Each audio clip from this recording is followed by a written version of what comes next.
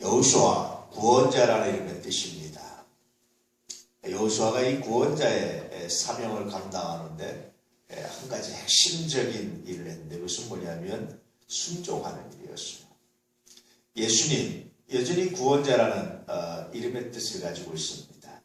예수님도 우리를 구원하시는데 한 가지 핵심적인 일을 하셨습니다. 그것이 바로 순종입니다. 낮아지는 순종, 종되심의 순종, 생명을 많은 사람의 대속물로 내놓는 순종, 하나님의 명령에 순종하는 것. 겟세마네 동산에서 땀방울, 핏방울이도록 기도하시면서도 결국은 아버지요, 내 뜻대로 마십시오. 아버지 뜻대로 하십시오. 라고 하면서 순종했던 그 순종. 이것이 위대한 역사를 일으키는 거예요. 그것이 똑같이 구원자라는 이름을 가졌던 여호수아, 예수님의 삶의 발자취였습니다. 똑같은 이름입니다. 같은 이름인데요. 예수아라는 이름입니다. 이것이 나중에 이제 똑같이 예수께서 이름을 사용하시면서 가셨던 길입니다. 그러면 순종을 어떻게 했느냐? 여호수아가 순종했던 것은 그가 모세를 섬기고 있을 때는 모세에게 순종했습니다. 그리고 모세가 죽어서 본인이 탑 리더가 됐을 때는 철저하게 하나님의 말씀에 순종했습니다. 그래서 여호수아에서 1장에서 하나님께서 모세에게 말씀하신 것이 강하고 담대하라는 거였어요. 하나님께서 강하고 담대하라고 여호수아에게 명령하셨던 이유는 그의 앞날에 강하고 담대하지 않고는 결코 헤쳐나갈 수 없는 굉장히 큰 고난이 있을 때 하신 말씀입니다. 그래서 우리에게도 강하고 담대하라고 말씀하신다면 그것은 강하고 담대할 수밖에 없는 이유, 그 앞에 펼쳐지기 때문에 그렇죠. 어쨌든 여호수아는 그렇게 순종했습니다. 그래서 여호수아의 순종을 다시 말씀드리면 그가 모세를 섬기고 있을 때는 모세에게 순종하는 것이 하나님께 대한 순종이었고, 모세가 떠나고 그가 탑 리더가 됐을 때는 철저히 하나님 말씀에 순종해서 좌우나우나 치우치지 않고 순종했던 여호수아입니다. 늘 말씀드렸지만 요단강물 잠깐 우기 때만 그렇게 범람하고 멈췄던 그런 강입니다. 그 잠깐만 피해도 굉장히 쉽게 건널 수 있는 것이 요단강이었어요. 그런데 여호수아는 그 우기 때, 그 넘쳐날 때 하나님께서 건너라 하실 때 건넜습니다. 굉장히 위대한 순종입니다. 며칠만 참아도 되고 며칠만 앞당겨도 됩니다. 그런데 하나님께서 말씀하시자 그대로 법궤를 앞세워서 말씀을 앞세워서 순종해 나갔던 사람, 그 사람이 여호수아고 그 사람을 통해서 위대한 구원의 역사가 가나안 땅을 점령하는 약속의 땅에 들어가는 마지막 구원의 완성이, 사명이 이루어지게 되는 거죠. 그래서 가나안 땅에 들어갔던 것은 이 땅에서 구원이 완성됐다는 것을 의미하는 예표하는 하나의 사건이었습니다. 굉장히 놀라운 사건이었습니다. 그런데요, 그렇게 그들이 그러한 가나안 요단강을 건넜다라는 것이 이후에 얼마나 놀라운 역사를 나타냈는지 몰라요. 여리고성이 벌벌 떨었던 이유, 요단강을 건너가서 남자들이 할례를 행합니다. 바로 저게 코앞에서 할례를 행하는 거예요. 요단강이라는 장애물이 없어진 상태에서 할례를 행한 겁니다. 그런데도 아무도 이스라엘 민족, 이스라엘 남자들을 죽일 생각을 못해요.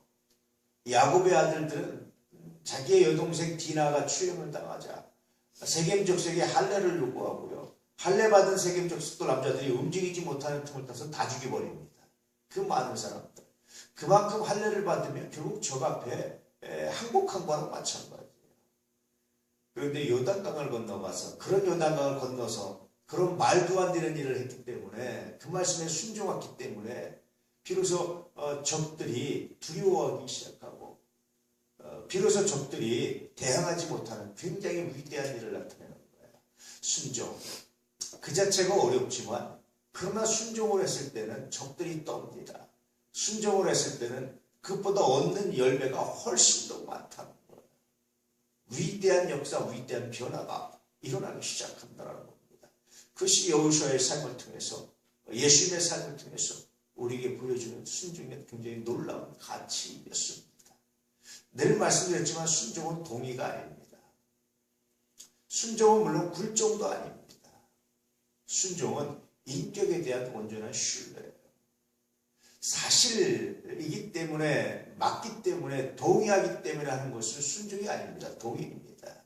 순종은 내 뜻과 다를 때, 내 생각과 다를 때, 내 마음으로 이해하기 어려울 때, 그럴 때 할 수 있는 것이 순종입니다. 왜 하느냐? 나는 그분의 인격을 믿습니다.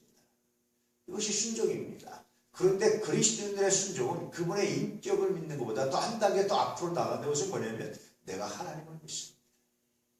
여호수아, 모세에게 왜 순종했냐면 하나님의 사람이라고 생각했기 때문이죠. 내가 하나님을 믿습니다.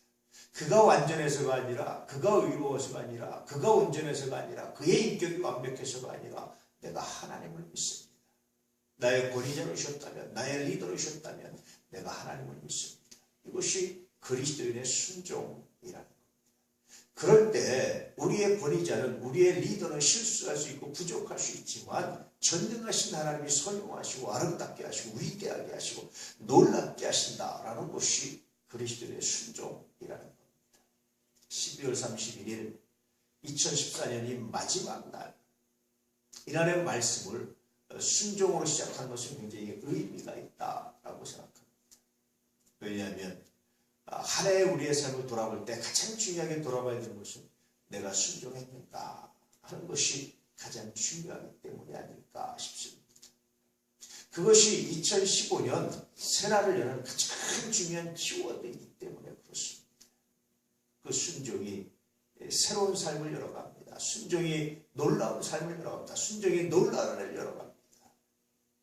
2014년 순종에 대해서 묵상해 보시기를, 그리고 혹시 회개할 것이 있다면 철저하게 회개할 수 있기를, 그럴 때 2015년이 새롭게 열린 하나님의 은혜가 있다는 사실을 기억하시기를 축복합니다. 오늘 성구영신 예배를 드립니다. 그 전에 손양호 목사님 기념영원을 상영합니다. 함께 하셔서 다시 한번 오늘 말씀의 가치를 생각해 보시고, 손양호 목사님이 어떻게 순종하셨는지를 한번 생각해 보시고, 우리가 어떻게 순종할 것인가를 기념하고 묵상하는 그 놀라운 날 되시기를 축복합니다. 오늘 하루도 여러분의 삶 속에 하나님의 평화가, 하나님의 은혜가, 하나님의 능력이 충만하기를 진실로 축복합니다. 기도하겠습니다.